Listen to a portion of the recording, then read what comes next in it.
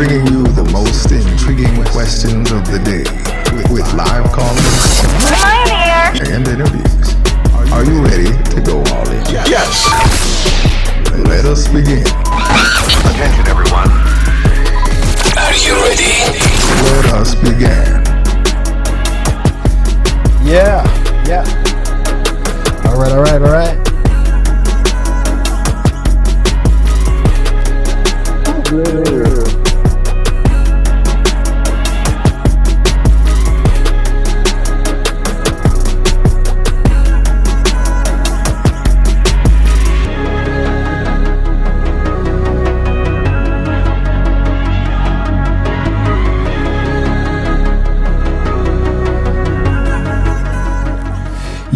Yo.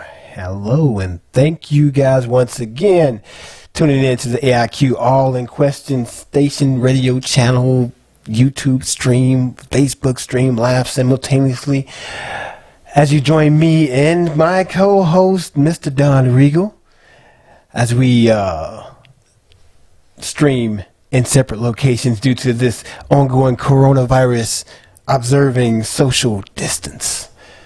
This is show number 16. Are we sure about that number 16? Because I am unsure, to be honest. I'm sure it's 17. I don't know. Chronologically, we're at 16, I believe. I'm not quite sure, if anything. Well, folks, tonight it is Mother's Day, so happy Mother's Day to all the mummies out there. Yeah, happy Mother's Day to my mother, your mother, your grandmother, aunties, cousins, sisters, stepsisters, that's the thing. Shit, all of them. Thank y'all for being there. Thank y'all for maturing us into the men that we are today. Those out there showing great examples, thank you even more. Those out there that are trying, we see you trying. Thank you. We're trying to raise a generation of strong individuals. You understand? Now this week we have a few things. I mean, some of the stuff is what we've been seeing, with COVID-19, as usual. If you don't have to, let's see if we're getting a little echo over there. Okay, I see you. Thank you for that information, Mr. Brand. We're gonna adjust that. We always get a little echo on Mr. Don Regal every now and then. Let's see. Yeah, we're working on that. Yeah. So as we were saying with the COVID-19 situation, that has been an ongoing struggle. It hasn't changed much. We have had certain states lift their rules on sheltering in place, and so you're able to go certain places now and do certain things that you weren't before. So that's a good look for certain places. And then we added to the spread or the outbreak was given a new outbreak. That's the thing. We'll see that the results of that within a couple weeks. Give it 2 weeks or so, then we'll see if those numbers boost. Now, Georgia, they did have an early opening, and we have seen new cases, 4,000 new cases, I believe, new cases in Georgia. I read there was 67,000 visitors coming to Georgia after they lifted the dam early, and they contributed to it too. Exactly. Yeah, you have people coming from other states and whatnot because it's time where you want to switch down to the warmer states early, and Georgia being one of those. So you had a lot of people going in through there. A lot of people coming home from school and whatnot from different places. You have that. Places certain trucking organizations. There's a lot of them that run out of Georgia. You have that. So there's a lot that can contribute to that happening to them. Yeah, yeah. The irresponsible that wanted to just get out there and have big fun, with the wretched, See, so a lot of them got out there, and the sad thing is that they will bring some of that back to their own states. The good thing is, though, some of the manufacturers are back up to being able to produce masks. Lysol said they're kicking it up a bit, so they're able to produce more cleaning product and disinfecting products. So that's a good thing. Thank you. That's a good thing. No need to fight over that. There never was a toilet paper shortage, so that's still in the stocks. If you were worried about that situation, that's still a good. That's still a thing there. We have what do we have? We had the White House over there. And that's in that three-wing circus. We had one of the president's valet get infected. He says that they always wear masks. The valet said, no, we don't always wear masks. The valet that's the person that serves the president's food, gives him his personal mail, things like that. So very close contact. And he constantly says, very close. And he constantly says that he is not infected. He has been tested. Mike Pence has been also tested constantly. Hard to believe that, because I look at Mike Pence as the type that's scared of everything and everything, anything and everything. So I don't know how much I believe Mr. Pence has been tested. Don't know if I believe Trump either. What do you believe about COVID-19? Anything says. But I think it's really going to spook him, or it really is spooking now, that they're into the White House. There's a big possibility that the 70-year-old Donald Trump can't get that virus. Exactly. Is it a hoax now? Is it right? Is it a hoax now? You are a 70-year-old man. You are a senior, one of our aging populations. You are overweight, therefore putting you in that category to susceptible to get it. So now that it's at his doorstep, knocking on Pennsylvania Avenue, it can quickly turn into a fiasco for Mr. Trump. But he's right now wanting to focus back on his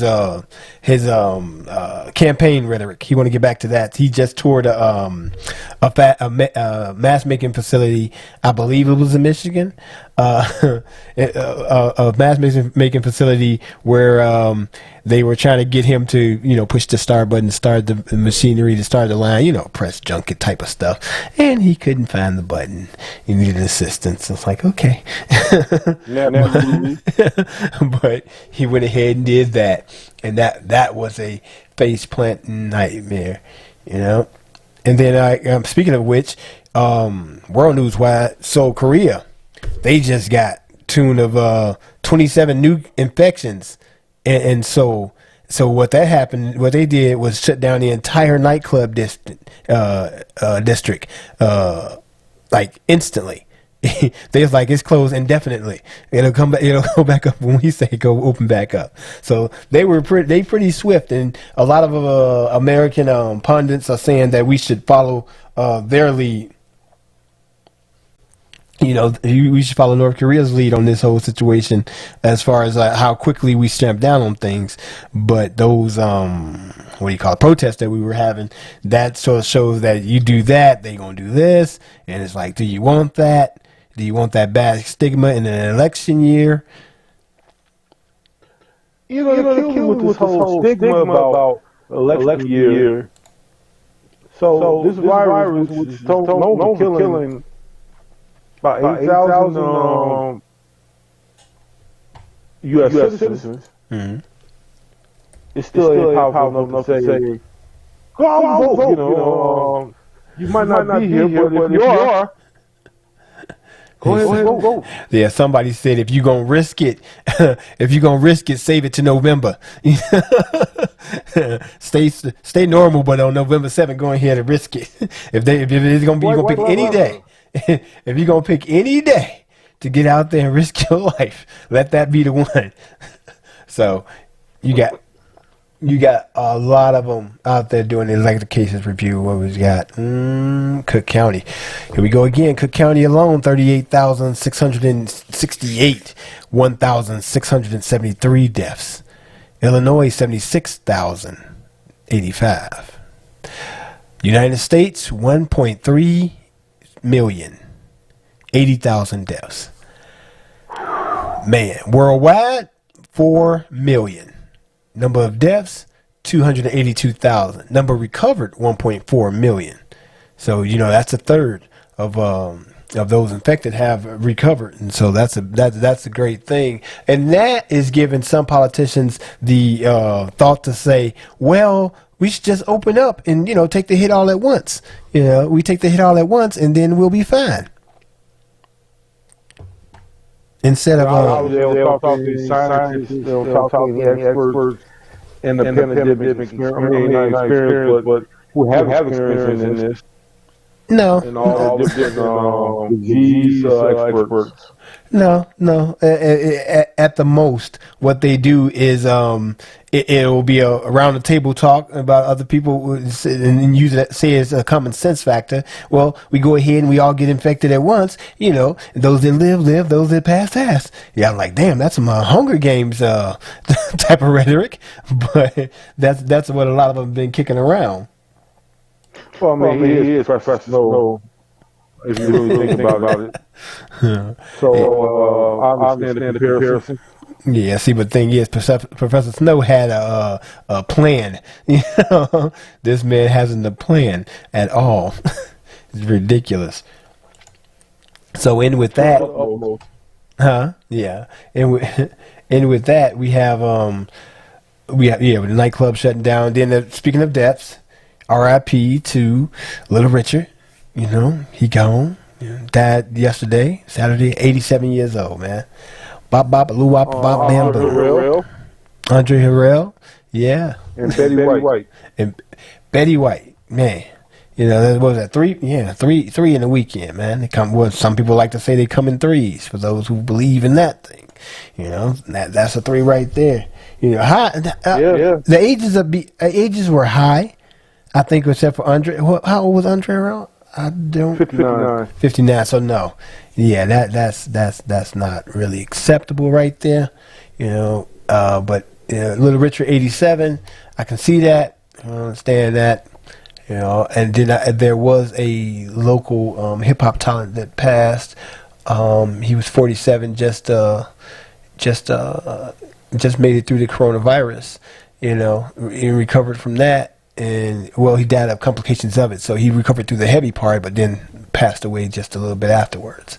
So he wasn't all the way out of the woods yet. And speaking of which, you got the nursing homes. The nursing homes, they're saying now, account for nearly half of Illinois' death total. So that's a hard hit right there, because you got all of these seniors and people who would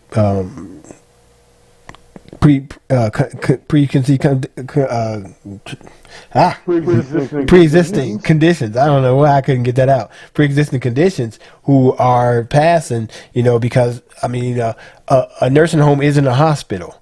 It's a pretty much an apartment with nursing staff.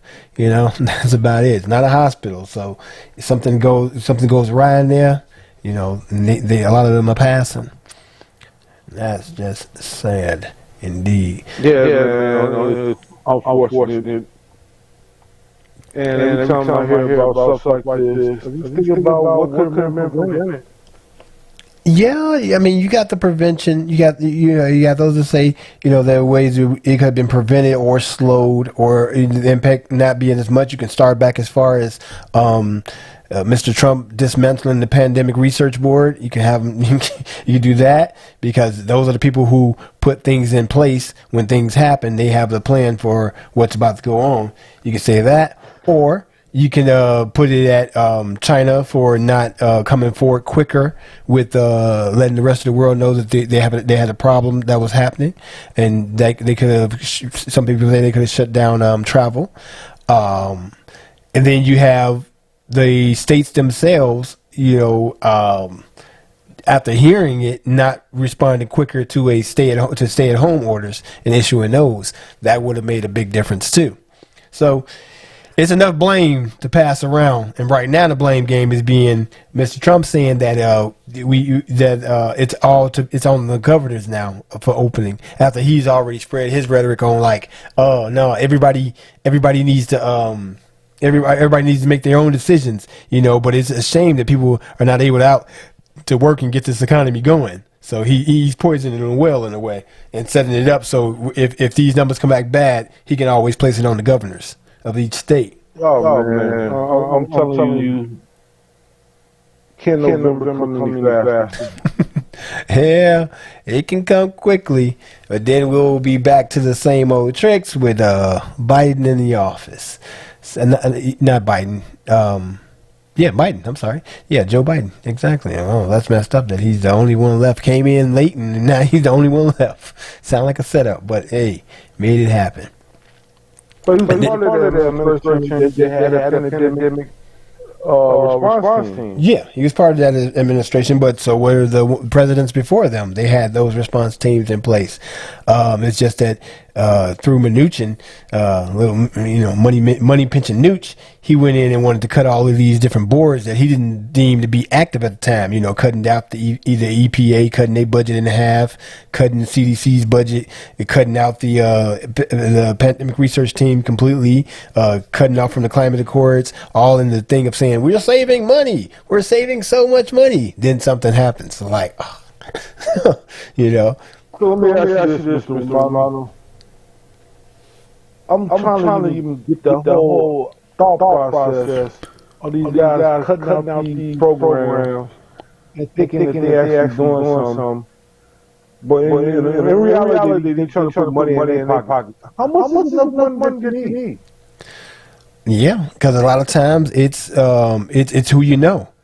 And a lot of these guys, they have friends or constituents that just so happen to run these large companies that were being hurt by the EPA or being hurt by suggestions from the CDC and rules like that being put in place.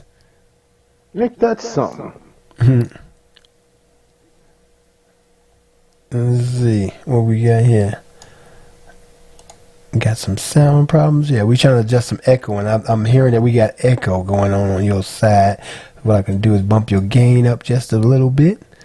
See if that will suffice. Let's see what I can do over here. Yeah. Or make sure you have both your headsets in. That way you won't feed into the mic. Yeah. Yeah, do that, and that'll fix that a bit. Fix that out. And now back to the news. Again, a little Richard. Yeah, we talking about that. Little Richard. Now, big story coming out. We can do this one or two ways. Now, this one got a lot about it. This is the shooting of. Excuse me. This is the shooting of Ahmaud Arbery. Who was shot in February by two vigilantes, which we now know to be two a father and son, who thought Mr. Arbery was robbing places, so they took it upon themselves to track him down and do a little justice of their own. Their explanation is that they tried to stop him and he did not stop. They tried to block him and he ran around. And a tussle ensued as he saying that he reached for the weapon, and they shot him with the shotgun. And so, but you heard 3 shots in that footage there. And so what we have here, I'm going to go ahead and pull that so you can see that.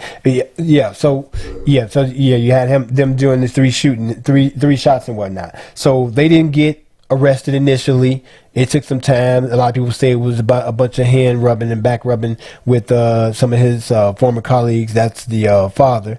Some of his former colleagues who, they were like, well, we don't want to prosecute this at this time. We don't have to arrest anybody at this time. And then also they blamed it on the coronavirus being what it is right now, that it's too much. I'm like, wow, coronavirus is going to stop prosecution for a murder case. So they, with a lot of internet pressure, a lot of celebrity pressure, they went ahead and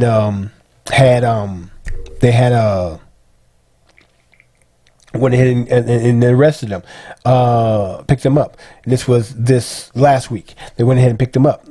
The thing is, you had a bunch of groups saying, "Oh my God, that's crazy! They didn't do anything wrong. This was the right thing to do." And then they had other footage out there of Mr. Arbery running and going into a construction site, but it looks like from the video that he's done this quite often. The owner of the site has rolled back footage and seen that he's coming to this site quite often, not stealing or taking anything. And this is a site with no walls, no fence, and nothing, no gates or nothing up right there. So he just walked into the site, looks around the site for a few seconds, and then walks out. And he does this, consistently. I'm gonna go ahead and roll that video. This is footage of that. Hold on, let me merge it over here. This is the video that some believe shows Ahmaud Arbery walking into a home under construction. We only have a few seconds of it. He looks around and then walks out. Shortly after this, Arbery was stopped while running by Travis and Greg McMichael, where he was killed. News for Jack's I-Team reporter Kelly Wiley learned of other videos showing Ahmaud Arbery on Thursday from the same attorney who released the video of the shooting. She tracked down the property owner to get the clip. We researched to try to figure out how to get in touch with the property owner and if there really were these surveillance videos showing him at that construction property. And the owner tracked down numerous videos of what all appear to be the same man walking through this home as far back as October 2019. Here's a side-by-side of the final video of the site and the shooting video that happened that same day. The man in both appears to be in the same clothing, but so far News for Jax has yet to receive confirmation that this is Arbery in the home that day. We still haven't gotten confirmation from the DBI or from Ahmaud's attorney or the homeowner for that matter for who is actually in the videos. Now the question is whether it played a role in both the initial Glynn County investigation, where charges were not filed against the McMichaels, as well as the following GBI investigation, where felony murder charges were filed. When the GBI took over the case after a public outcry, they released this statement to News for Jax. We are indeed reviewing additional video footage and photographs as part of the active case. It is important to note that this footage was reviewed at the beginning of the GBI investigation and before the arrest of Gregory and Travis McMichael. Yeah, see. So now what they're doing with that is, I see that, like always, when something goes awry, they try to build up a case about your character and try to blame it on you. Your death is your fault in that sense. So with this, though, that's not really helping him, because it shows that, yes, this person that appears to be him does go to this construction site, but nothing is removed from that construction site. There is no theft from the construction site. This construction site has no walls, no fence, no gate. So, that still doesn't give you carte blanche to go out and kill someone, for that. I was already disgusted. I was already pissed off. And now, they trying to just throw another monkey wrench into something, making think somebody look they stupid, bringing up this footage that has nothing to do with the shooting. Exactly. I don't give a damn, man, if he was throwing snakes at people. He was unarmed. They approached him like they were Batman and Robin with guns. Facts. And then a lot of people were like, well, why he just didn't freeze? His life is on the line. What the hell am I freeze for? He don't know these cats from a can of paint. Exactly. Gregory McMichael and his punk ass son Travis McMichael. Exactly. And you had the person who was filming the incident. Now there's calls to have that person who was filming the incident also be brought in for accessory to the murder. You know, the thing is with this guy, he handed in the footage. The person who handed in the footage, the attorney that handed in the footage, thought he was going to do this to help the McMichaels get off. You know, he thought that this would be a good thing. He was like, hey, they're going to see that he tried to fight and he got shot. The words, I guess, right here, what he said? The friend believed that the footage would clear McMichaels of any crime because if Aubrey had just froze, he wouldn't have got shot. Under whose authority am I freezing? I am not freezing for a pickup truck coming down a country road in Georgia. That's not happening. We've seen Mississippi Burning. We've seen Time to Kill. We've seen Forrest Gump.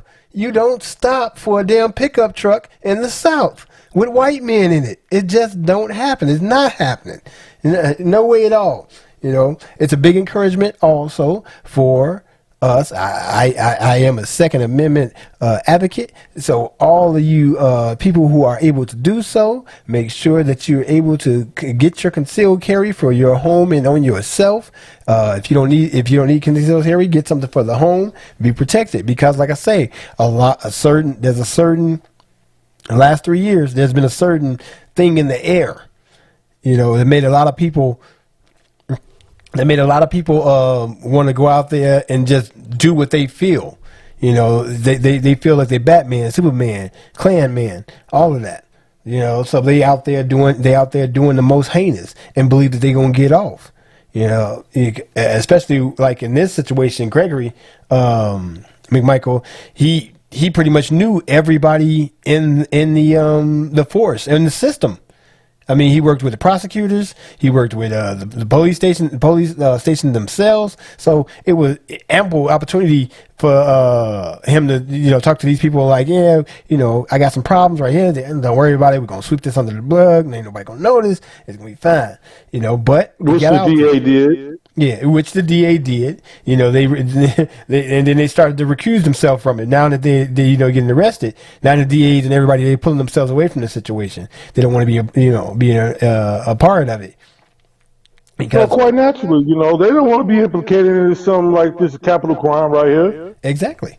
Don't want to be a part of that at all. Because But you already messed up because everybody had questioned of why was an arrest made in February. Why do we go all the way in May? Exactly. That February, March, April, May. Yeah, man, that's multiple months, and they just let that happen. And it's sad and ridiculous. Now, we also his birthday just passed, the 26th birthday. You had people out there doing runs with him. They want to make America clean, which is all white. Well, yeah, a lot of them believe that this is a country for the white man. This is the white man's country. I don't know how you would define that as being a white man's country, because it was all preoccupied by a red man, built up by a black man, connected by an Asian man, and suddenly it's yours. Like, no, it doesn't work that way. And then farms by the brown man. So how is it yours? They only want our money. Yeah, well, not even that in some cases. Not even money in some cases. Yeah, money's good, money's fine, but that some of them draw a line. They don't even want your cash, And see, then this is the bad and sad thing about the whole thing is that we just had another shooting, and this person involved in this shooting, shooting was Sean Reed. Now with the Sean Reed thing, there's a lot of back and forth. And this is my thing about Black Lives Matter, about marching, about showing social justice and outrage over certain things. Do your research first. Do your research first. Because all dudes ain't good dudes. All men ain't good men. All white men ain't good men. All black men ain't good men. There are people out there that are the scourge, They out there, you like, man, they bringing the whole situation down. There's a lot of them out there.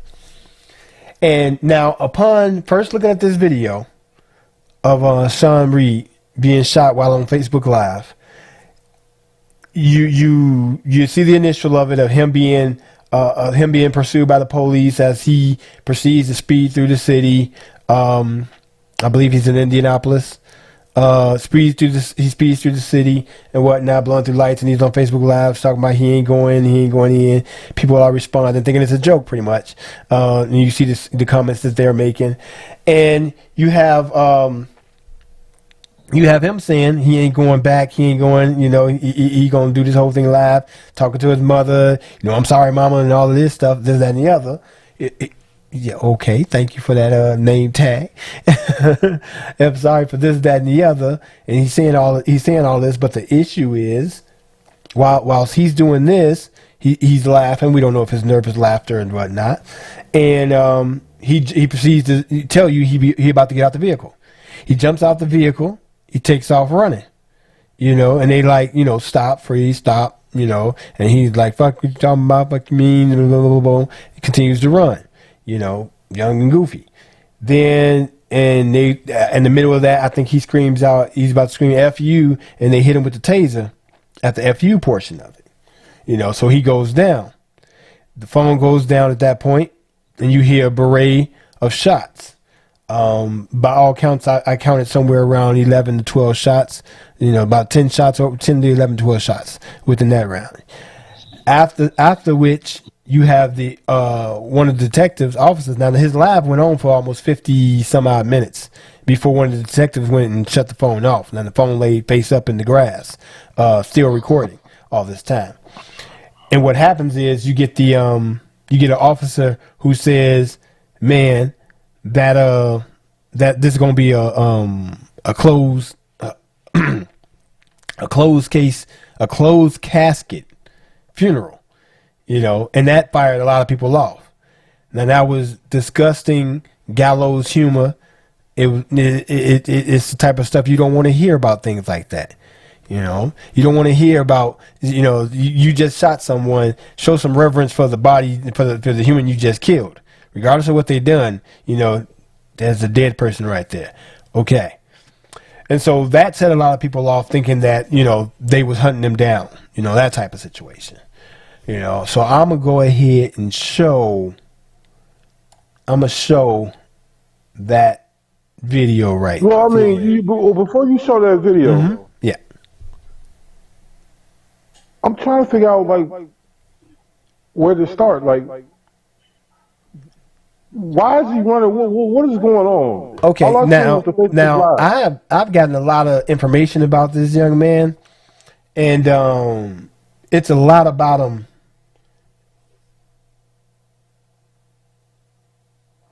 It's a lot about him that's not good. Yeah, I've read some stuff too. I mean, as far as the police records, as far as him doing drive-bys, all these things, So it's like, man, he got a lot of stock against him. And then some people was like, man, but he was a soldier. Yeah, he was in the, I believe, the Air Force, but only for about 4 months, and then the records are sealed as to why he was not in there anymore, So that right there, there's a lot against him. All right, but what about the human that endangered other people for no reason? That is true. And like I say, he is a human. I put it like this. Yes, he was a human.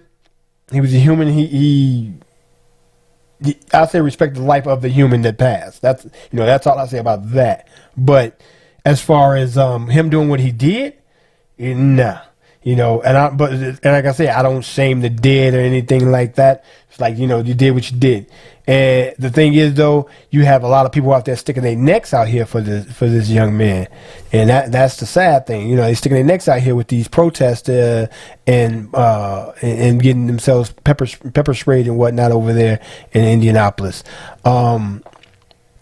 Protesting the police department, and it's like, man, I just really hope that you know the whole story of this guy.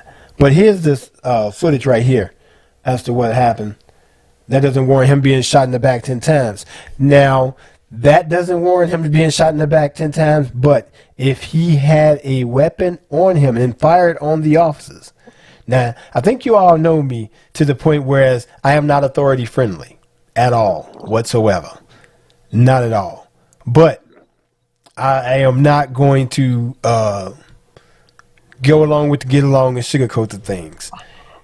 With him, there's reports that he shot back at the officers. Then they found a gun on him. The gun that they found on him is also a gun that he himself shows on Facebook, styling and profiling with it. You know, it's a custom gun itself. It's not an off the shelf gun. It's a gun that you have to send off to get work done too. You know, it's a very, very custom gun. The gun is also seen in his waistband as he's running. You know, with the, like I said, I went through that footage piece by piece by piece just to see. You know, I'm like, man, I'm not going to just jump on the bandwagon of like, man, they killed this man, shot him 10 times in the back. I'm like, I gotta see what was it to this, you know. So I looked into it. I looked at just like what we did with the Aubrey, same thing. Looked into that. I want to see, you know, what was the history? What they talking about? Somebody was breaking into places. You know, I want to. Okay, that still doesn't give you the right to kill anybody, but this break-in thing. What's to that? You look into it. There is no break-in. There's a man looking into a construction site curiously and walking away, not stealing anything, not breaking anything, because this place has no walls, no doors, no gates, no fence. You know, so. You know, that still doesn't warrant you chasing someone down with weapons to kill them in the street. Now, with Sean Reed, there's a difference. Sean Reed speeding through traffic, bursting through lights and whatnot, endangering other people's lives while doing so. Then he took off running. Taking off running, that's not a big thing. Yeah, lots of people run from the police. You know, take off running, that warrant getting shot like that. Now, in the video, you see him. When he gets out the car, he puts the phone in his pocket. He puts his phone in his pocket. Then he pulls that phone out while he's running again. Hey, Mr. Ramada, all men interrupt. Mm-hmm. But why don't you show the video, and then we can side by side. So let's go ahead and see if I can. I'm gonna bring it in. Our vocals, we won't be there, but the video will be. So I'm gonna go ahead and go to that. I'm gonna be on motherfucking what is this? What the fuck is this? This Michigan? Come on. How the fuck? What street is this? I'm gonna park this motherfucker to get the fuck out. Oh baby, what's this? Michigan and what? Michigan and what? Ace? I'm gonna park this motherfucker at Ace. On 62nd in Michigan. Somebody come get my stupid ass. Please come get me. Please come. Now notice the comments and see all these little smiley faces on the side right here to the right side of the screen. Those are people who are watching the live and are like cracking up. At this point, I think he has about, I can't really see that, how many people he have on this live watching. And this person who's sending this out is also recording the live. They're recording the live and they're adding comments also. And they believe, you know, it's a joke. It's not a real thing. Continuing. Give me. Please come get me. I'm on 62nd in Michigan. I just parked this motherfucker. Go. Please come get me.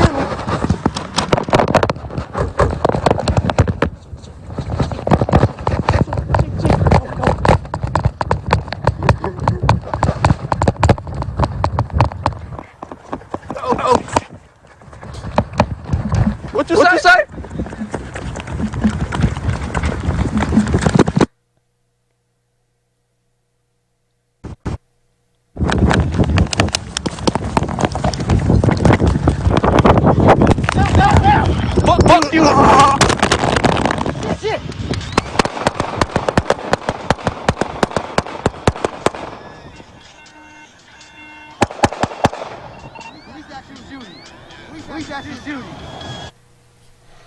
So there you heard the shooting right there. You saw him go down.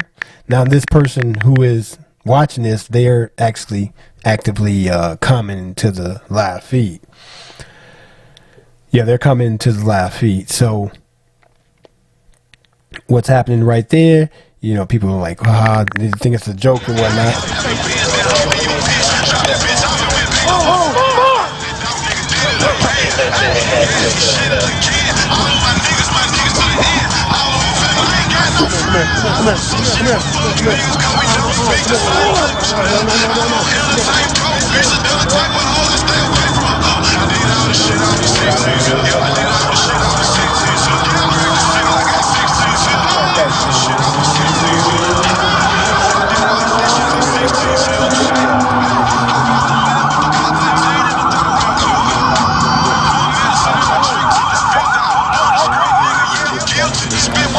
Now this young lady is typing, I really hope he's okay. Now she was just making jokes, egging this person on. We have a lot of people that do that. It's a serious situation going on, and people just joking and he and ha ha, and you saw all those happy faces and laughing out loud type of faces, like run nigga run, ha, come around my way, bring it over here, that type of stuff. You have a lot of that until now someone's dead.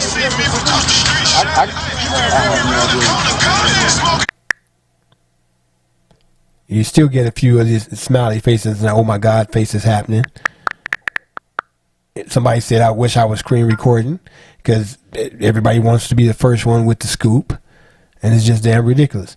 But this is the footage from that person. That was the footage from that person's live stream that they recorded. So, like I say, you seen the demeanor of the young man while he was being pursued by the police, and then you see the the result. Basically, the officers shooting him going down. You know, he was tased. Girl, I couldn't see anything. I could just hear stuff. Or you could just hear stuff.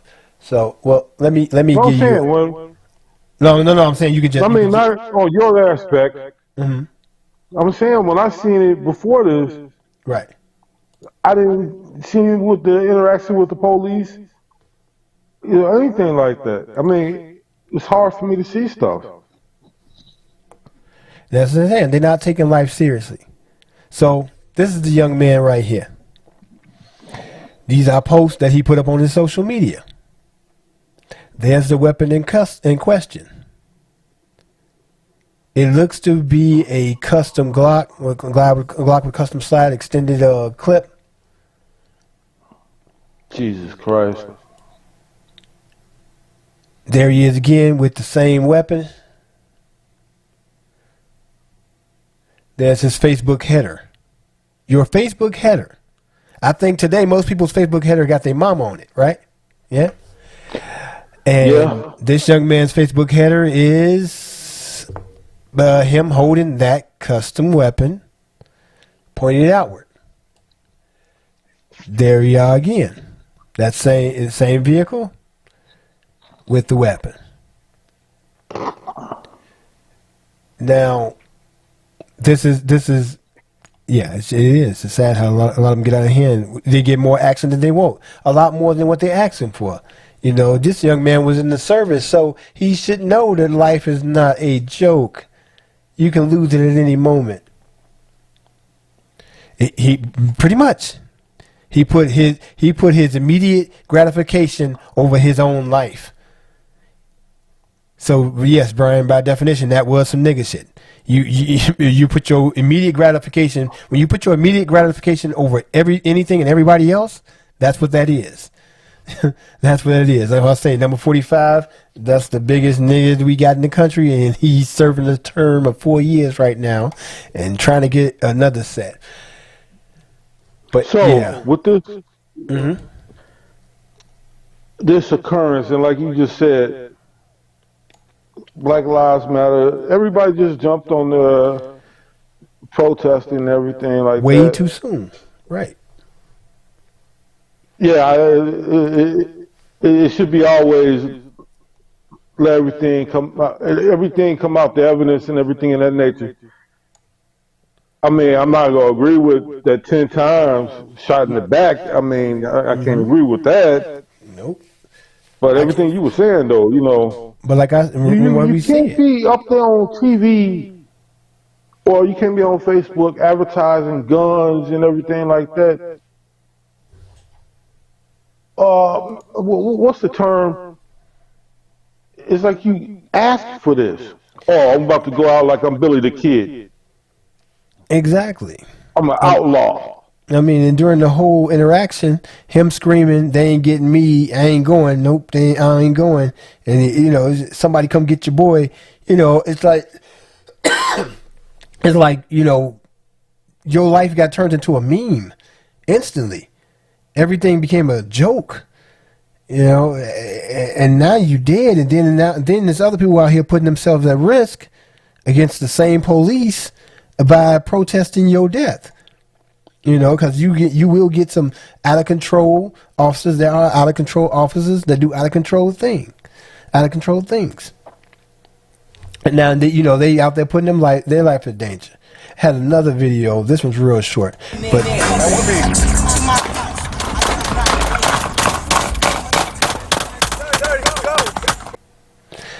that is who you are marching for. That's somebody driving down the street indiscriminately, just shooting out the window.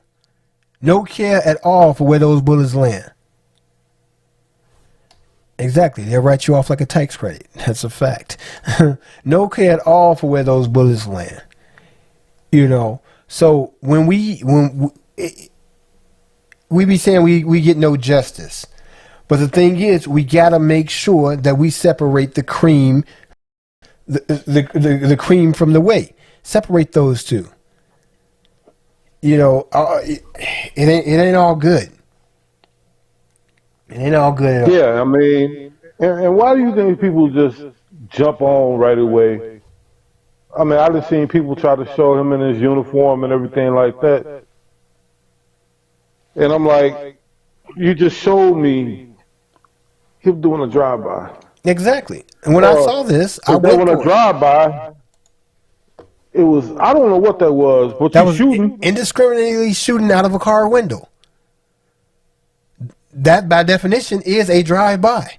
Hit someone or not. That's what you were doing.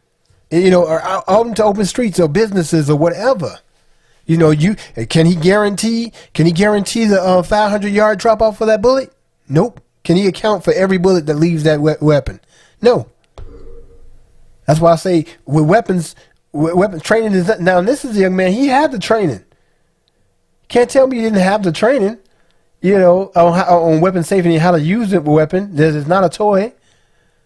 But yet there he was mustering the thing in his underwear and just out there, and then putting it out there on social media.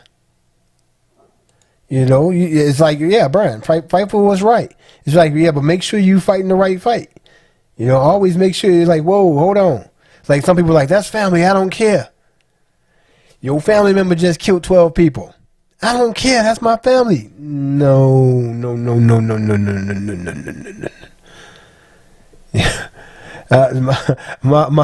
My daughter knows for an absolute fact that I got your back in a lot of things. But if I find out that you are at fault and you are the nucleus of this, you caused this, I'm sorry. It's not going to happen. Because like I say, I refuse to be pulled into some nigga shit. I refuse. Oh, my mother told me if I did a crime or something like that, I was guilty. She didn't have to worry about her having her support.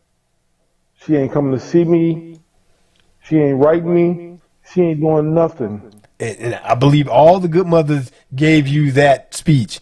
All the good mothers told their kids, if your ass is in jail, that's where you're going to stay at. It wasn't none of that.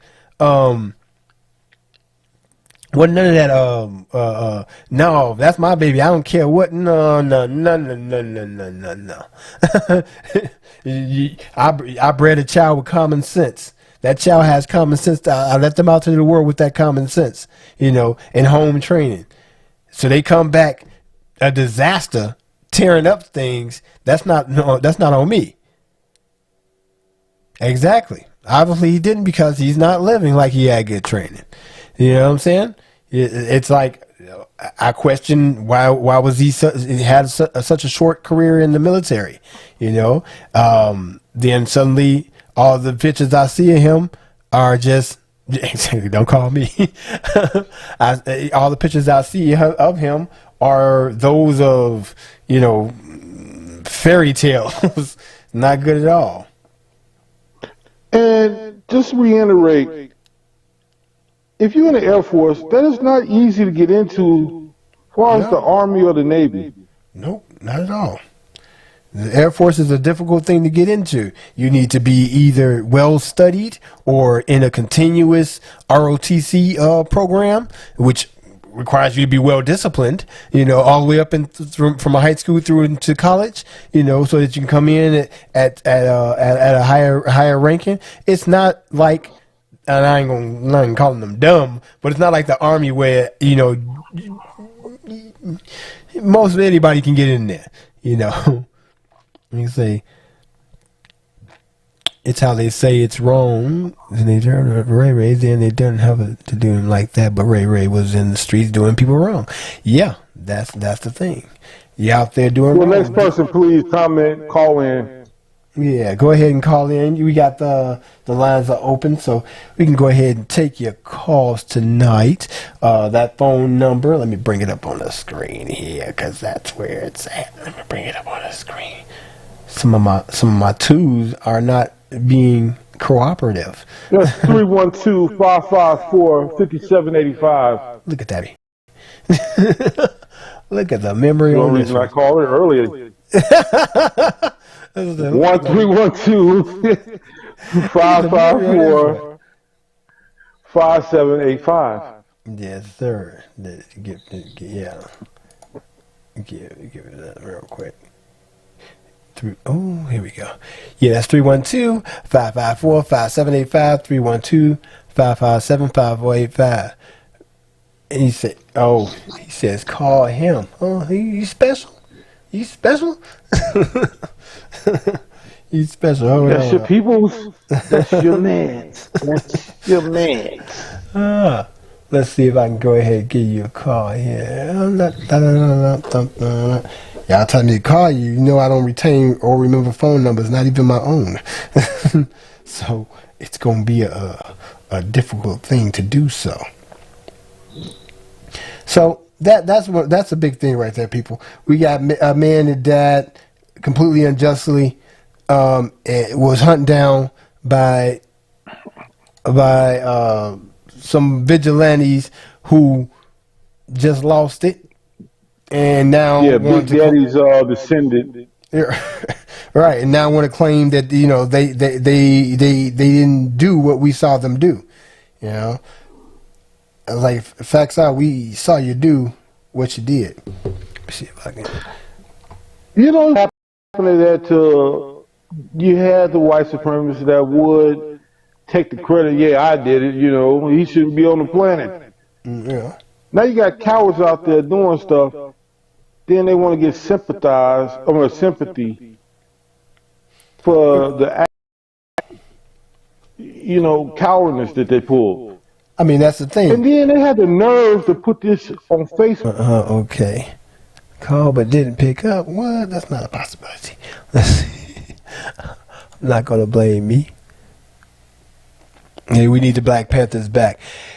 Well, Mel, about the Black Panthers, here's the thing. We need that organization, yes.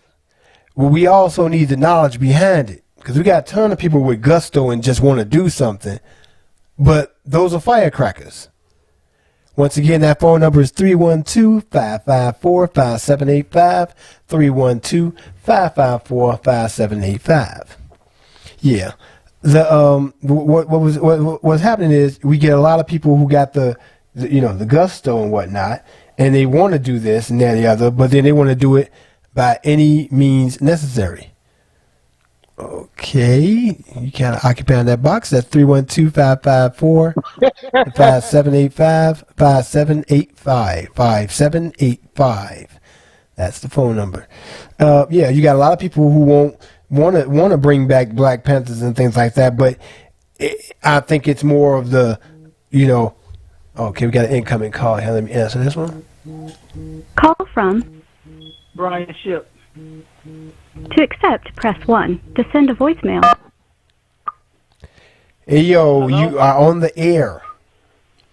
Good. I cannot hear you guys. Suddenly, Okay, can you hear? guys are no longer. Can you hear me now? No. No. Hold on, I'm clicking on my. No. Don't try to open us in your app and in your thing and whatnot. I hear you, but I don't. Yeah, I don't hear you and him anymore. Okay. But I hear you.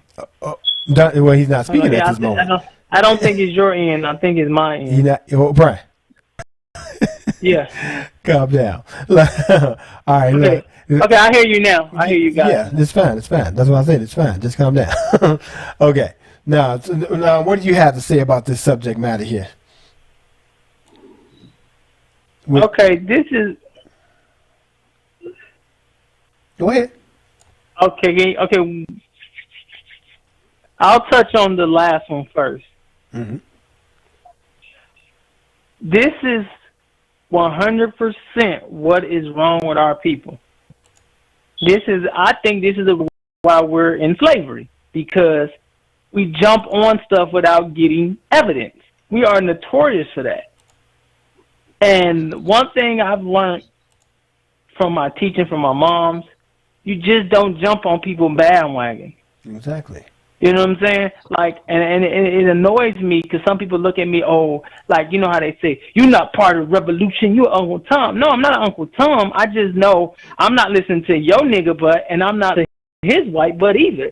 I'm going to be smart enough to look at the situation, assess it for what it is, then I make my decision. Because what's that saying say, if you stand for anything, you know what I'm saying? If you don't stand for nothing, you'll stand for anything.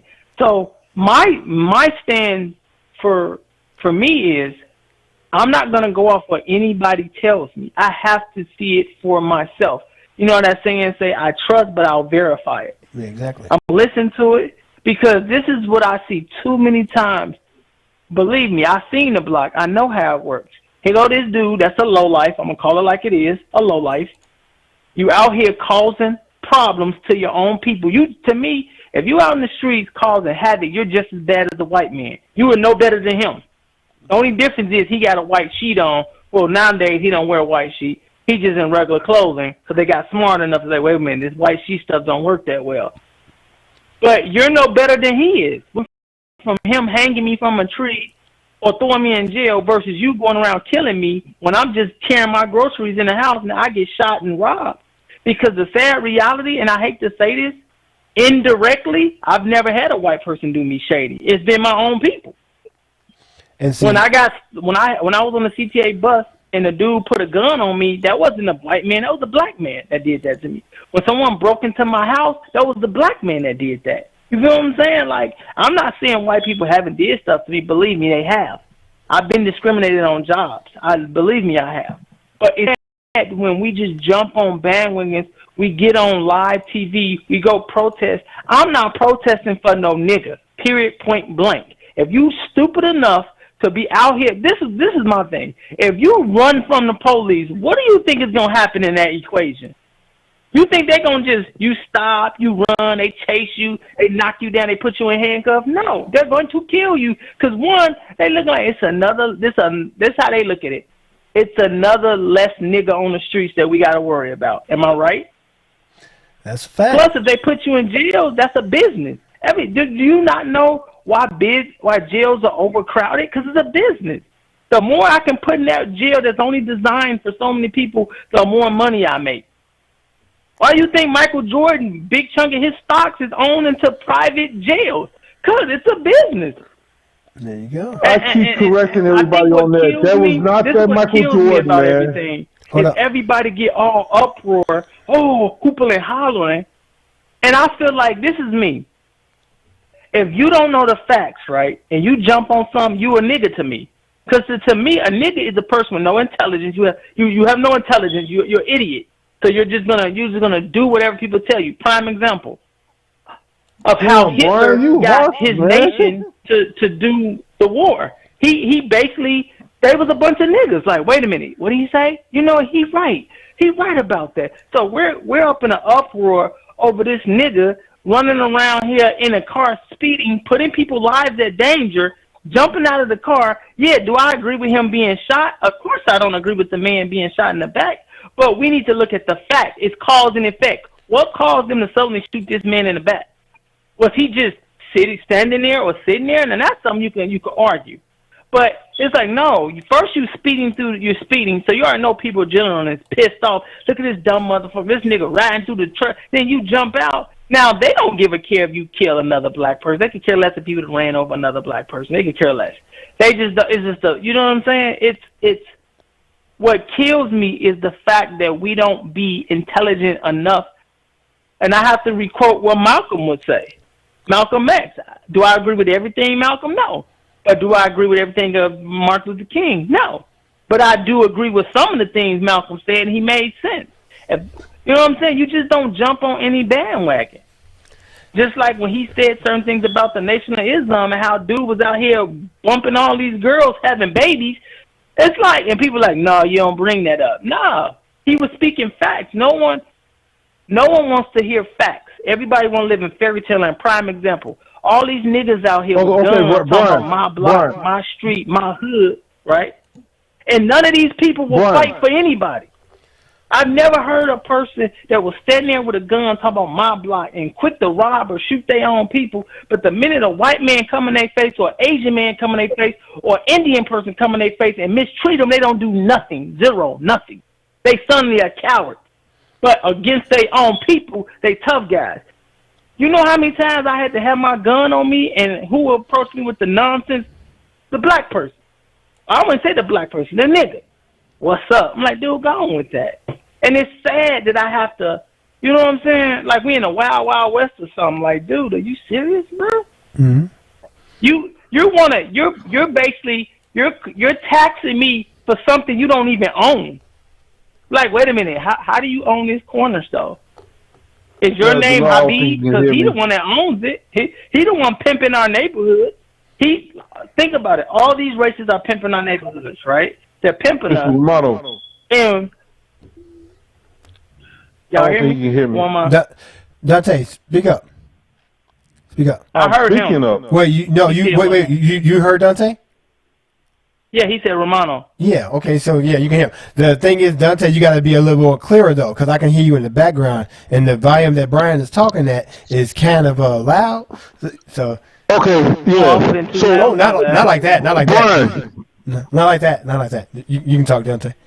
Go ahead. Now, I heard him say Brian, but I could barely hear him. Go ahead. It is a program. No. Brian, hold on. Dante, go ahead. Look here, man. I didn't dealt with our own kind too.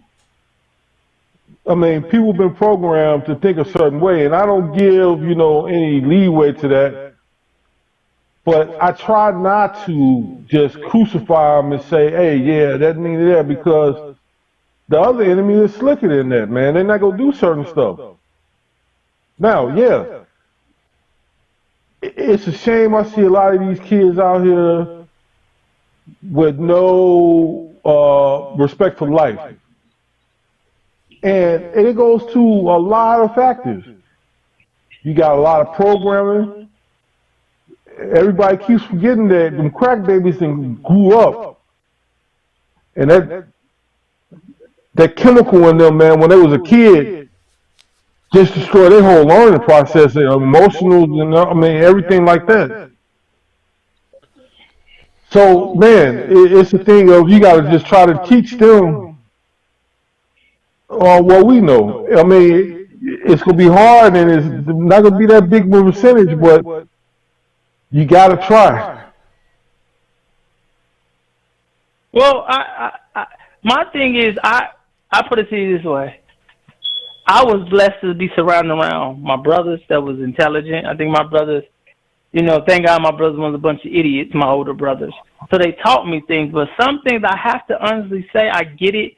Where you come from does dictate what you do and say, but at some point you have to be an adult. And that means you have to think on your own and say what's right and what's wrong.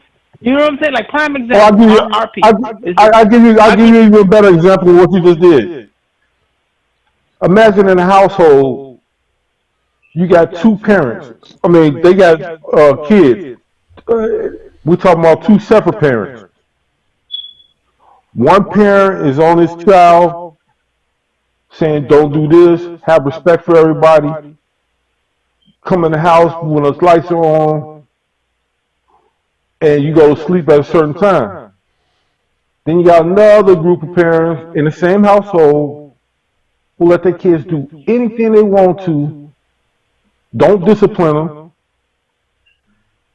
don't say anything. Now, tell me this.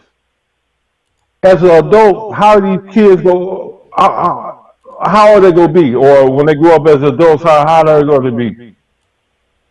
I'll say this. I'm going to answer your question. I see what this young lady said. Can you ask him what's his solution while he's doing all the complaining? Well, the problem is, one, I'm not complaining. This is another thing with our black people. We do this a lot. When you speak facts, they call it complaining. That's not complaining. That's me speaking the facts. The facts is, now a solution is, now this is my solution. Have common sense and have dignity and respect for yourself. Prime example, right? I'll give a good example. I'm going to live in a neighborhood that's horrible, right? Because I believe in not leaving the neighborhood. I believe in growing the neighborhood, right? I believe in marrying into my own race, not marrying into another race. And I'm not a racist, but I believe in building my community. But the problem is, look at what we live in. Prime example. Our women doesn't look like of what their natural descendants is. They look like Europeans. That's where the weaves come at. That's where the fake eyelashes. That's where the fake eyes come at. The fake booties. The fake tits. You know what I'm saying? We don't even have an identity of ourselves, because our identity nowadays is tattoos and fake everything. And we wearing Jordans and we wearing all these brands now. If we want to come on with a solution, how about get your mind right, educate yourself? And I don't mean by going to no school, because I can't stand people that get degrees and think that means, and they don't mean anything. That's something another race put in a book and said, here you go. This is my definition. Because the school doesn't even teach you to be an entrepreneur. The school does not teach you to stand on your own 2 feet. The schools teach you to be a slave of the system. Right now, as I stand, I'm a slave of the system because I work for someone else. I don't have my own business. So I'm a slave. They underpay you. They overwork you. So that's not me complaining. That's me speaking facts. And the problem with a black America, they don't want you to speak facts, because if you some idiot on a reality TV, everybody loves you. You that idiot with tattoos all over your face, your hair different colors, you all this acting tatted on your face, you talking nonsense, you got the gold teeth, the chin chip, all that idiocracy. Everybody loves it. You're a rock star. We praise this guy. But the minute you come with intelligence, and I don't mean I'm bougie, I'm from Harvard, and I ain't talking about that bougie crap. I'm talking about you come with real, and to me being real is identifying reality. You know what I'm saying? None of us really, like when people, I don't keep it real. You know they don't. They live in this false fantasy. That's why I fear for my daughter, because every time I look at my daughter, I pray to God she don't be like the rest of society with the fake eyes and the fake boobs and the fake tattoos and the fake weave extensions. I don't want my child to endure that, because it's nonsense. That's not loving yourself. And the problem is society, all society is like this, but I'm just talking about my people because it's all I can relate to is my people. We're like zombies around here. It takes a person like Nicki Minaj or Carly B. All these people get all these, they get praised over stupidity. Like, okay, yeah, you made a lot of money, but look what you did to make your money. You sold yourself. You didn't do it though. You know what I'm saying? You sold, like prime example. How many owned beauty supplies have you been in by black people? How many own nail shops you've been in owned by black. We let all these people infiltrate the neighborhoods we live in because we don't really have our own neighborhood, but we let them infiltrate our neighborhoods. They don't like us. They don't care about us. You know what I'm saying? But yet we keep giving them money. They raping us. They're raping us, and we just sitting there putting their kids through colleges, and they belittling us, but yet we keep going to their places. But the minute I say something about our people, I'm complaining. Well, all this complaining, what the solution is? How about we stand up for each other? How about we have each other back? How about we spend in our own community? Like, you know what? Let's help our brother get a store. Help our sister get a store. And I'm going to get my haircut. Like, prime example, I get my haircut by a black-owned business. This husband and wife own their business. They've been cutting my hair since 2008. I support them. And people baffle me sometimes. They're like, why you go there? That's old. I say, because I support my people. Now, if I can go to a grocery store my people own, I would go to that grocery store.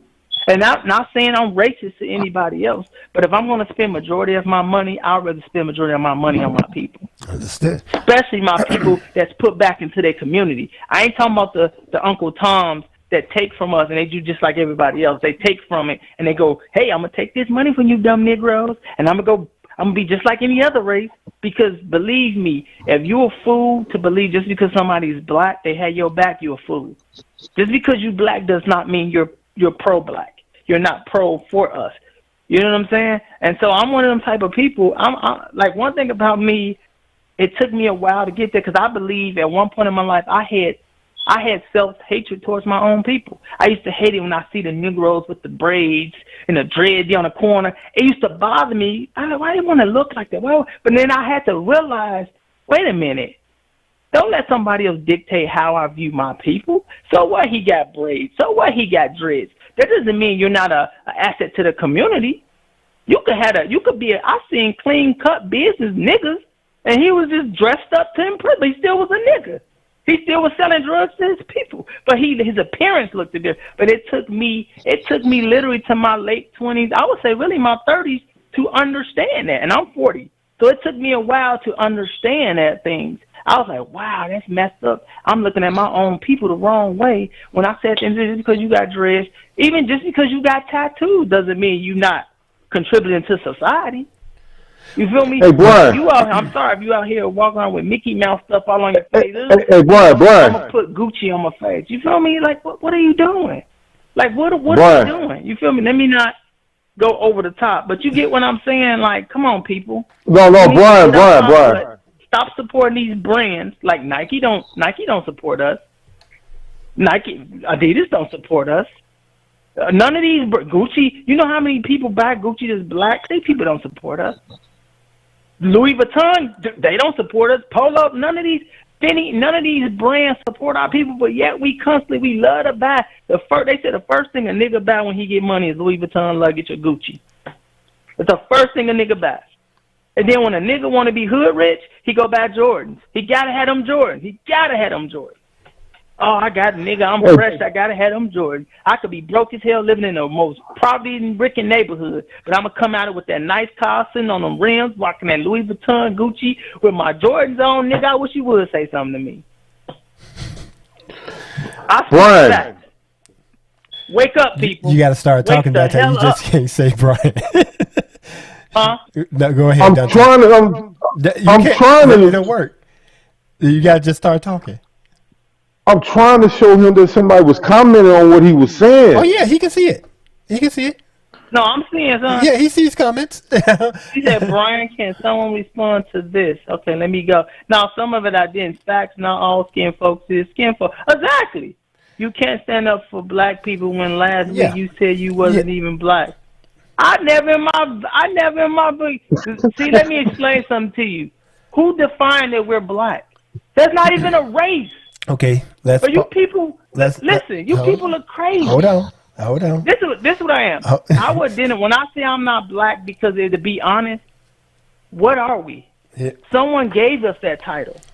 So I'll take the title. So let me retract my statement. Okay, I'm black, if that makes you feel good. Because to me, that's stupid. That's a stupid response. Oh, you didn't even say you was black last week.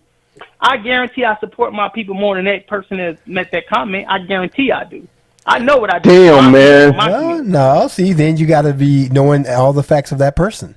So when you make blind comparisons and things like that, you set yourself up for failure. Remember what I always told you: never set yourself up for failure, because if you don't know what the other person has, you cannot chastise them. What you do is state the facts. State the facts. Let me rephrase it. I don't really say that. That the facts is. Mm-hmm. When I said that statement, I was basing it upon the fact someone gave us that title. Prime example, if you go to Chinatown, right? You go to India, you go to any of these places, all of them have an identity. Italy, the Italians, all these people have an identity. Look up our people. I gotta hold you. Wait, I gotta hold your feet to the fire on this one, because the Asian is not what they call themselves. Italians are not what they were called. Somebody came and branded you as such. And if the popularity of that brand holds, and that language flourishes within your system, then that becomes your title. People out here calling themselves Moor, when Moor means black, when the black comes from the color of the earth, that the earth was. So they're adapting that and saying, well, black. Where did you go? And my thing is, there's nothing wrong with these titles. You call them that. The thing is, preconception behind said titles. If you go out there and you say that I'm black, and I'm black, now I'm black with all the positivity and negativity that comes with that. My thing is this: I ask you what negativity, because I'm defining what black is. I put out on this show every week what black is for me. Now I'm labeling it.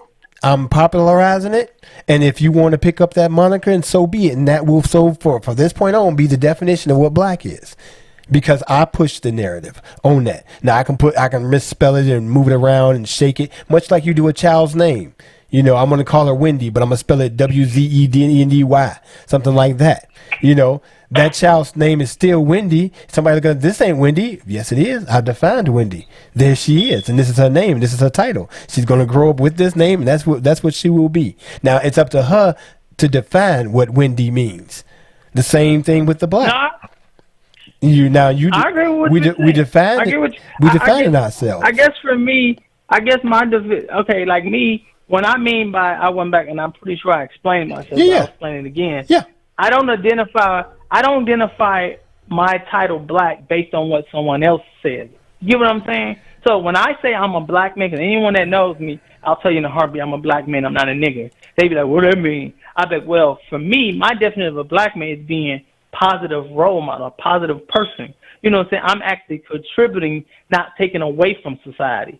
You know what I'm saying? I'm not raping nobody. I'm not killing nobody. I'm not putting a bad stigma on my name. Like, prime example, when someone look at you, right, they say they're going to see a black man, right? Mm-hmm. Stereotypically, most people going to judge you. The ones that grab their purses, oh, God. You know what I'm saying? He means trouble. You know what I'm saying? Versus, like they say, you see a white person, it's, oh, Jesus, I'm comfortable walking next to this. Even though this person could have killed like 12 people, got people buried in their basement and everything. Versus me, I ain't got nobody tied up in my basement. I ain't got none of that. You see what I'm saying? Believe me, I'm for my people. So I would never sit here, because when people ask me what race I am, I just say I'm black. I don't be like other people. Well, I'm, as soon as we mix with something, we mix that first. Oh, I'm Puerto Rican, I'm Chinese, I'm Mexican, I'm Asian, and I'm black. You be like, dang, why black got to be at the back seat of the bus? Like, dang, he can't because...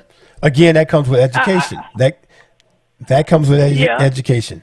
Once a person realizes what first of all, what are the groups? What are the three groups? You have a Caucasoid, Negroid, and Mongoloid. You have those three groups. There's only three. But then there's schools, they bring it into 4. And some will bring it to 5. And then everybody gets an award, and now we at 380. But the thing is, though... Hold on, I just see the thing. She said, I haven't heard a solution. Okay, so the solution is this. This is the solution. I'm going to give you a solution. And first off, I'm going to pick about our black women that's raising these kids by themselves. You need to teach our kids. You need to teach your kids reality. You need to educate your kids. And I don't mean by sending them to no school, but no, you need to educate your child. You need to teach your kids what to do. You need to teach your kids to build up their selves and build up their household and build up their community. And that community should be, I'm talking about their race, right? Mm-hmm. Like, that's one of the main, that's where it starts. It starts with the parent. You know what I'm saying? And I'm not bashing my black sisters, because I'm going to talk about my brothers too. I just believe. Pardon me. Somebody's asking for the number. Bashing they black men. You know what I'm saying? Stop. Held these black men accountable. Prime example. Don't have these niggas living in your house, leeching all around your kids, popping babies. Like Common said, we got a lot of baby mamas, but we don't have no wives. You know what I'm saying? But everybody needs to identify their position and their role. Because I truly believe a man and a woman have a role. And I'm not trying to sound racist, but a man and a woman is not equal. They are not. When you get married, there's no such thing as 50-50 in God eyesight. That's to believe if you believe in God or whoever you know what I'm saying? Because I don't think we came from some goddamn dust and suddenly I was a creature, then a monkey, now I'm human. I don't believe in that evolution on that level. I think that's crazy. Yeah. But you feel what I'm saying? Everybody needs to identify their roles. What are your roles? And once you identify your role, that's how you can come up with a solution for a problem. Because the problem is, we are, like you said, we are not educated. We don't educate ourselves. You know who we got educating us? Rappers and video vixens. And like, my thing is, how can a woman that shake their butt, fake booties and titties, be some sort of role model to anybody? Now, I get for some people, because I've had some of them come at me, well, Nick, I got all this money. I said, well, all money ain't good money, sweetie. All money is not good money. You know what I'm saying? So the solution is educate your youth. So when they get older, they'll have common sense. They'll say, hey, I don't want to be on the corner with my pants sagging. I don't want to be out here with 5 million tattoos on me. I don't want to be out here shaking my booty in a strip club. I don't want to be on TV selling my soul, embarrassing myself. I don't want to be this person. I want to educate. And I hate when people think education means getting some goddamn degree. That does not. Trust me, I sat in college. I thought it was a nonsense. I was like, this makes no sense. I'm like, wait a minute. What are you teaching me? That's right. And only the right teacher will email you like, well, Brian, da-da-da. Technically, I'm really not teaching you. This is the curriculum they gave me to say this is what you're supposed to learn. So the solution is educate your people, educate your youth, so when they get older, they can make the good decisions. Like, prime example, why are you driving around with a 50, 30, 20, I don't care, a $20, $30, $50,000 car, and you don't even own your own property? That makes no sense to me. Like, well, you just said it, though, man. A lot of people are not educated. A lot of these kids are not educated, man. I still haven't had a solution. That's a solution. I hope in her eyesight that's a solution, because I hate for us to go at each other's throats, man, because the show is for us to show knowledge. No. Hold on. Everybody pause. Yes, you do need to go at each other's throat. Yes, you do need to, because this is the thing that I was talking about before. We are done with everybody getting a prize. We are done giving Johnny a star because he showed up. We are done with that. No more of that. We don't do that we don't do that here. I'm saying we finna cut it out of society. You keep it on. Cut that out of society. That just because you're here, that means show some value. Pull some weight. Come bring solutions. You know, they may not be great solutions, but you are trying. Any solution that you bring, I want to see the discussion, man. That's the point of what we be discussing, right? And that's why that's like I said. That's one of the main tenements of the show, is to constantly put out the narrative that the reason you're in the position that you are in is because you didn't ask the right questions. Formulate and find the right questions. Some people want answers. Give me answers. Let me know. Tell me. No. Formulate the right question. Come up with a reason for you being here. Mm-hmm. Yep. You know? I agree. Stop giving, like you said it best, stop giving people passes just for showing up. Like, you can show, like, how, prime example, I'm a supervisor where I'm at, right, where I work at. And I've literally had somebody tell me, man, at least I come to work. I was like, what? Wait a minute. You come to work, you got a bad attitude. You don't want to do your job. But I should reward you for showing up. And I said, that's what is going on with us? But see, the problem, and I want to go back to what the young lady was saying about me saying about the wife, but also the husband. I agree. But the problem, a lot of homes, a lot of things we have, you can't really have a lot of husbands when a lot of women, to me, they accept mediocrity from some of these guys. You know what I'm saying? It's like, because I think if a woman puts a certain standard, I guarantee a guy going to own up to that. Because if he want to be with that woman, he's going to step up to the plate. But if a woman be Brian, she's got to be taught that. Anything, who you think she going to get? Anything. And this is the thing. So it's like you like you say. Brian, she has to be taught that. She has to, right. She has to be taught that, which means that family have to be cultured in that manner. You know, you got another caller calling in, man. We can do chicken and egg over and over again. You know, which comes first, chicken and egg, chicken and egg, chicken and egg. But what we need is solution. Now, the thing is, we're giving out solutions. Okay, so Brian, we're gonna let you go. We got some other people trying to call in right now. And yeah, go ahead. Thank you a lot. I appreciate it, Brian, for your insight and point. So yeah, oh God, that's loud. So yeah, we, once again, folks. That was fire though, man. 312-554-5785. 312-554-7585. We had a lot of conversation back and forth with Brother Brian Ship, and also giving him some go round for round. Sister Mary Davis in there in the comment section. Where we had quite a few people in the comment section. I can't readily see the comment section at this time, so the post are popping up directly on screen. Yeah. And I appreciate that, man. You know, they're really getting in tune with it. And we got. I really appreciate that. From what's the Star Diamond? She posted. Go back to this. I'm sorry about that. Star Diamond. She posted, being equal, that woman and men, girls and boys. You can't blame fucking women just like you can't blame a goddamn man. And that's why I'm saying. That's why when I say the blame. And I don't harness anybody to blame for the situation that they're in. My thing is, though, I'm going to hold you accountable for what you do to get out of it. You know, the situation that you're in, that's the situation you're in. Those are the cards that you were dealt. But as far as getting out of it, now I'm going to hold you strictly accountable for that.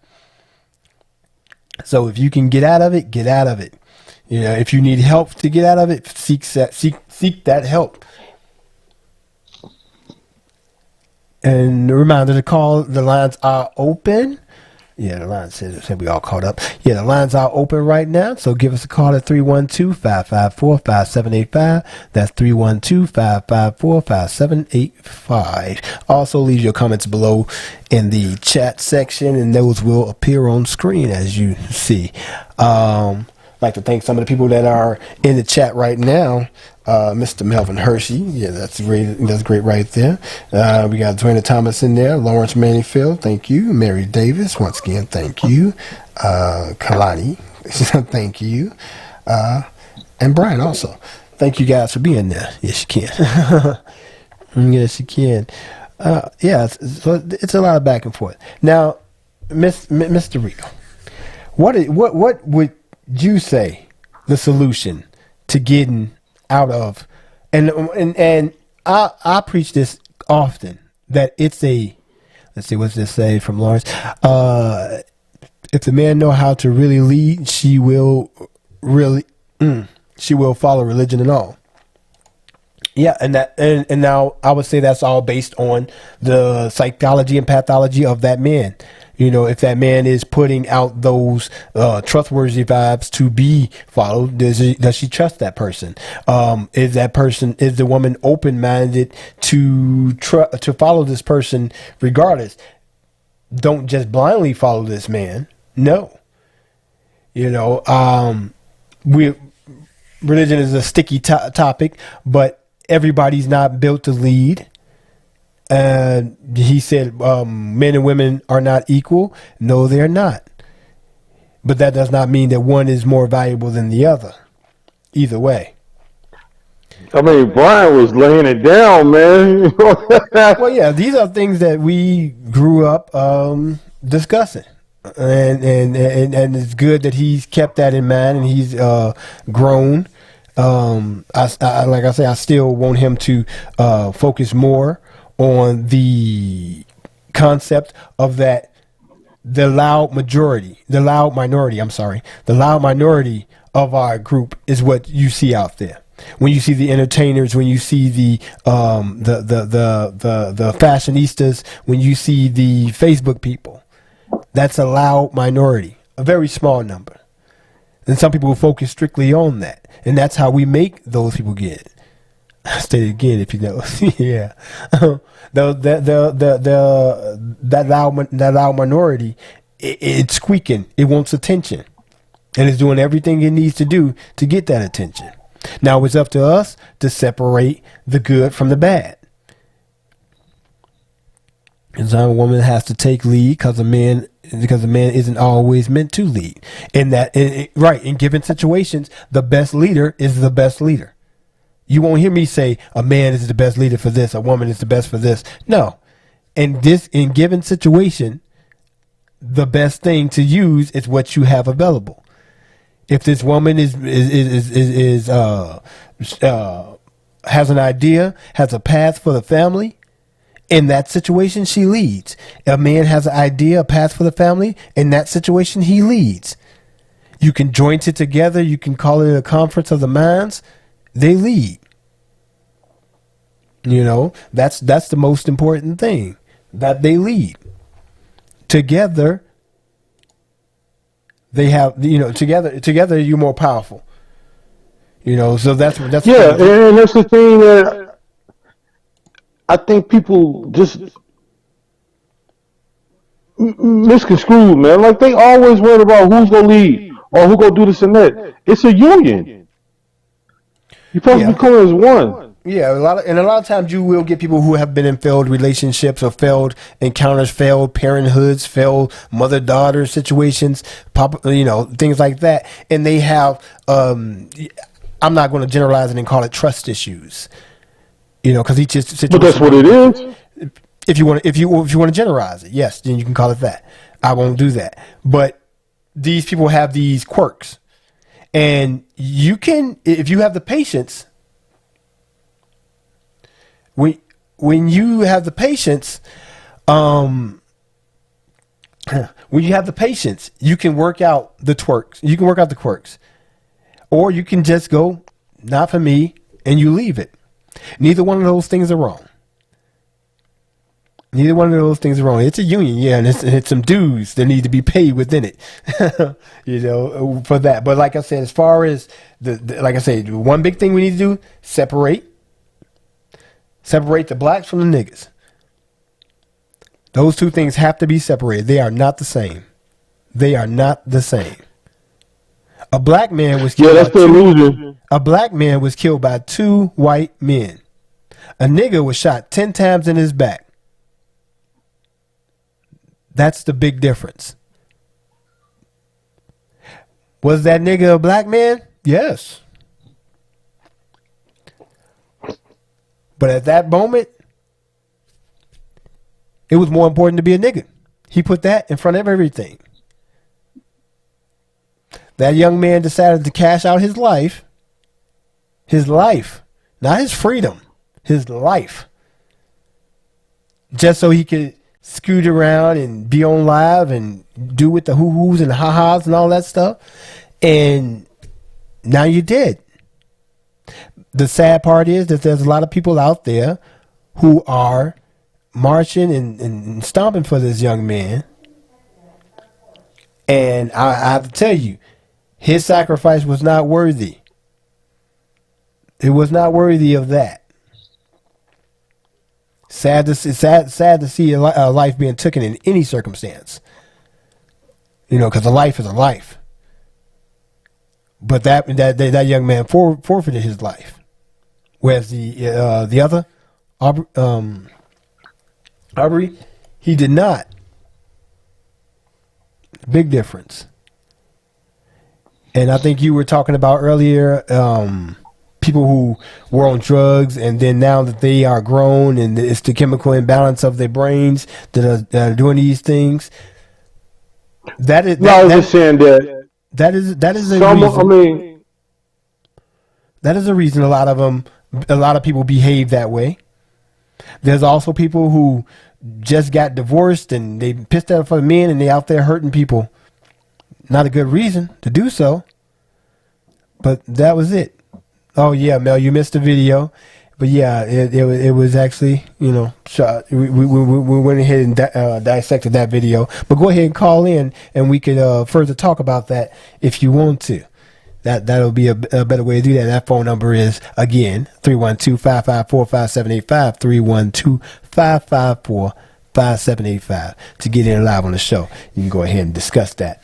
And I could possibly even pull up that video once again to show that to you. But yeah. What I was saying though, like what you were mentioning beforehand, I just said that was one aspect of it. I mean, there's some other factors in it, just like your brother has said about how they got raised, how you were raised. Because that's what I was trying to tell him. Like in that household, it could be in a bad area. But it depends on what the person inside that house is teaching them. And now, of course, you got that whole area that is the environment. But maybe that parent is so strong enough that kid tries to stay away from those bad elements. And then you got the kid who's allowed to do anything, so has no respect. And they grow up that way. Yeah. I mean, that's what I'm trying to say. That's the thing, it's a lot of people who are just, let's say, if not for the actions of their parents, they would be lost too. I was told that by someone. If not for the actions of their parents, they would be lost to that type of life too. Their mama beat them. Because they see and other people too going down that road. And this is the thing.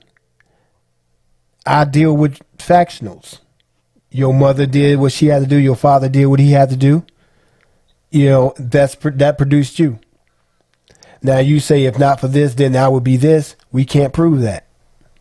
We can't. Because you are not the same person that person is out there doing what they're doing. You're not that same person. You may have that feeling that, man, I could be out there just wilding out, but there's something inside of you that's pulling you and holding you true to the wind. That you're not doing that. You get upset. You want to say certain things. You want to do certain things, but there's something in there that anchored you in place. And you may rebel against it, its origin, the parent thing. You may rebel against that, but you're anchored. You are anchored in. You are anchored in what you were brought up in. Sad part is though, if you harden someone to be a negative person. That's just the strongest anchor in a person to be productive. You hit the term hardened criminal. The time and time again, in and out of the systems. All they were shown was this. Then you're left with this bad product. My thing is this: anybody can be fixed. Anybody. And when I say fixed, I don't mean that you can be a carbon copy of me, you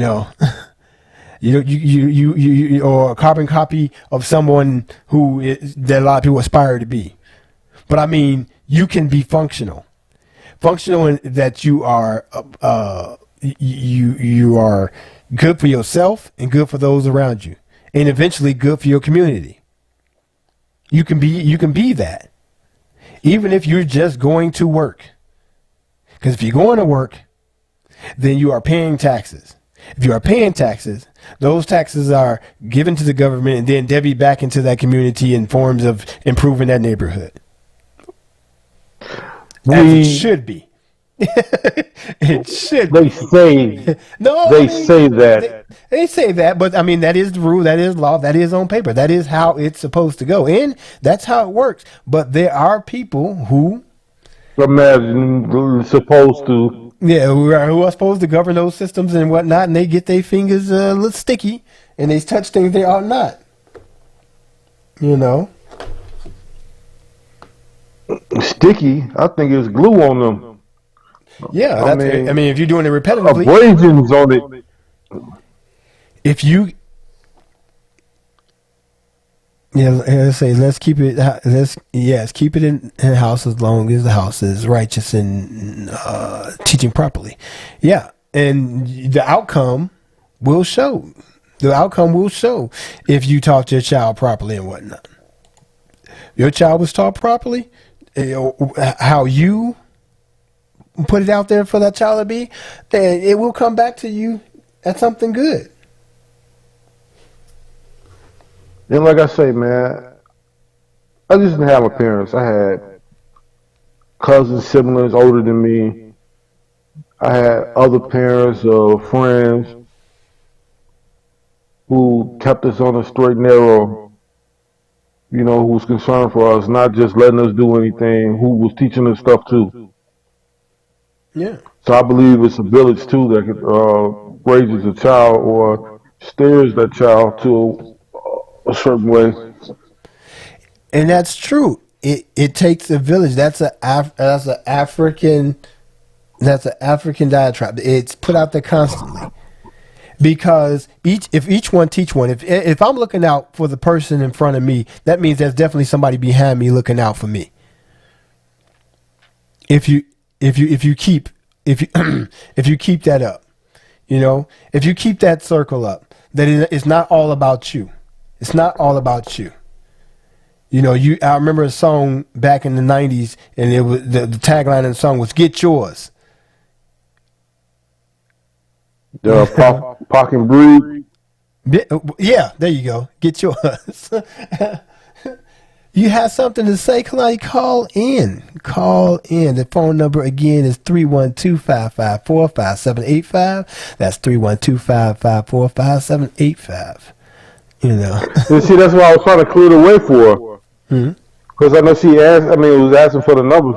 Mm-hmm. Yeah, the number's there. I make sure I got it scrolling on the screen. And for some reason it wouldn't scroll earlier. I don't know why. Still fighting internet demons and whatnot. We got a call right here. Call from Sydney. To accept, press. Hey, Sydney, you on the air? Hello, Dad. Hi, daughter. Well, I just wanted to touch on something that you guys were saying about how it starts in the family household, and I totally agree with that. But I feel like also at the same time, you and I know that I didn't have the most traditional upbringing, and I turned out pretty okay. Pretty okay. And it's just I feel like when people say, oh, it starts in the home or you got to talk to these parents more, it kind of takes responsibility off of the person that's doing the thing. Like with that young man, he did not deserve to die, but at the same time, you got to look at what was going on in the week before and the behavior that he was exhibiting.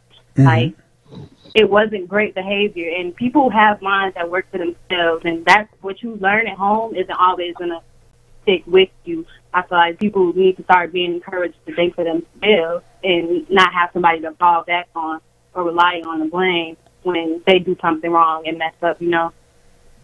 Yeah, I mean, what you're talking about is rugged individualism. You know, get out there. If I didn't put you out into the world with the best equipment, the best equipment to go against these things, some people will have the world come at them and they'll fall apart. It's just I can't do it. I can't take it, and then we'll go into the blame game. We'll go, oh, it was because of this. Oh, it was because of that. Oh, it was because of that. You know, and some people they take those shots. It chips them. You know, they ain't gonna be pretty after this, but they're gonna make it through, and they're gonna learn from it. That's the most important part. Learning from a mistake or learning from a situation and then not being pulled back in that situation ever again. Be that relationships, be that jobs, be that life in general. Just learning from those things. Right. Yeah. Because somebody was just saying, put yourself in another person's shoes. And I do that all the time. Before I make any decision, I take forever to make a decision. Because I spend a lot of time mentally in someone else's shoes and arguing their argument, before I come up with a judgment. Yeah. A judgment on how I should respond to the situation in front of me. So, yeah, doing for self is very important. Taking the tools that you got, or that you got, and if you didn't come out fully equipped, learning in the field is super important. Being out there and just things happen. Like I said, like you said, you did not have the most traditional upbringing, but you turned that around. You're still in the process of turning that all around. Also, you young. Little bitty one, so you got a lot ahead of you. So the best things we can do is let you learn from the mistakes that we making. Us to admit that the mistakes that we made were mistakes, that's a big problem. A lot of people will not say they were wrong. I try my best not to be wrong, but if I'm wrong, I gotta cop to that. I'm wrong. But some people, no, they're not hearing that wrong thing. You're wrong for looking at me. Like, nah. So that's not the way. Somebody was saying the best thing we can do is try to teach you how to think of the end game and of all situations. Yes, prepare yourself for when it's time to come it all together. You can pull together all these experiences when it really counts, and then make something out of yourself. Everybody ain't getting a trophy. We done handing out trophies. We done handing out just because you showed up awards. And it seems like the world's been doing that a lot more lately. Yeah. I'm supposed to get this. Hey, what's going on? I can't go to the beach. I should be able to go to the beach. How you denying me? Yeah, that type of thing. It's silly, but that's what's going on. Thank you for calling in.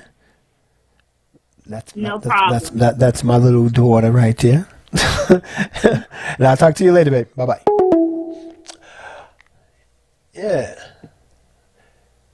Yeah. So like I say, being able to sharpen yourself, being a diamond in the rough, pretty much. Not to run over people who have bad situations, who are in dire straits. It's to encourage you to make it out of there. Now, I don't follow religion 100%, but some people use that to pull themselves through times and make it. Some people use hard work, sweat of their brow, to make it, action to make it. Some people are slick, and they slip and slide their way to the top best they can. But they're using what they have to get to that point, but always remember to reach back and help somebody else. That's very important. So if we can get another call in, that's 312-554-5785, 312-554-5785. The word is entitled to so things. Yeah, the entitlement. Yeah, there's a big group of entitled people running around, just saying I'm supposed to have it because I am, therefore give me. And it's just not like that. I mentioned eugenics a couple times. Huh? You pushing it, man. We want 2 hours. What was that? What's the time? Oh man, the time it just flew by. Yeah, that's why I had to tell you that. The time it definitely flew by. I don't have a countdown clock up here on for me again. And I think we did miss a call. Yeah. Okay. Yeah, I didn't have a countdown timer up there in front of me. Okay, folks. we had a great conversation this time around. Thank you for people who showed up in the chat. Thank you for those who were active in phone calls. Remember, once again, we're here every Sunday, 6 p.m. Like I said again, we're still trying to figure out the best way to get that second show in, and subject matter and whatnot format. Thank you for calling again. Thank you for coming again. This was show number 16. 16, yes, 16 or 17. I'm going to figure it out. But thank you all for calling again and sitting through this with us. Thank you very much, Lawrence. Thank you, man. Appreciate it. Thank you for all the support. Yeah. Remember, you can watch this on the rewatch. Any questions, any calls, the calls will go to a voicemail, and we can pick those up at a later time. All the comments, they stay archived. The video is posted on YouTube and Facebook, all at the same name. Follow us on Twitter and Instagram for quick stories and quick situations, up-to-date news. I have been your host, Mr. Romano. And I've been Don Riggle. I've been in and out, so. He said he's been in and out. See, as soon as this thing breaks, thank you. As soon as this thing breaks, we'll be back to normal. And, those technical difficulties of streaming in two places at one time will be diminished, hopefully. Until then, thank y'all for coming out. Be safe. Be safe.